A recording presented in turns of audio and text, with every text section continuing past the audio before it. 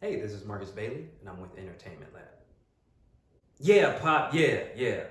You taught me a lot of things, but there are also a lot of things that I had to learn on my own. Like that time that Mr. Rand came by to collect the rent, you fell 2 months behind, and I don't remember what year it was, but it was winter. Oh, and Grandma Ada had just died, and you fell behind on the rent because you had to help pay for the funeral. Now, Pop, I don't know if you know this or not, but Pop, you used to be a big man.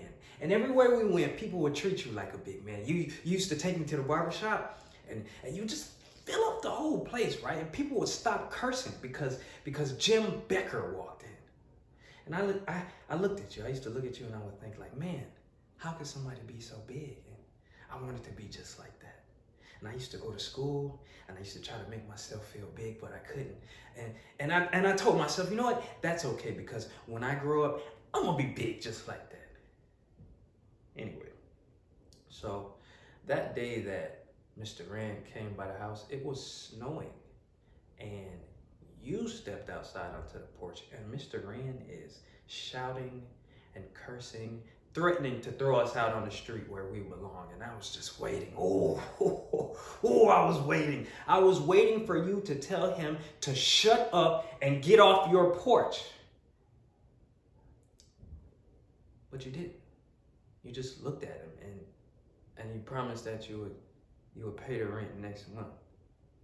And so then Mama came out on the porch and Mr. Rand is still shouting and still cursing. And I looked at her and she was just trying to get me into the house. But then I stopped. I stopped and I looked back at you.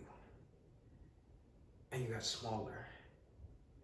And the more he shouted, the smaller you got. So the next time we went down to that barbershop, you didn't feel so big anymore. No, you didn't feel big anymore. You were the same size as everyone else. Just another man in the barbershop. And so from that day, I promised myself that when I got that big, that I would never let anything make me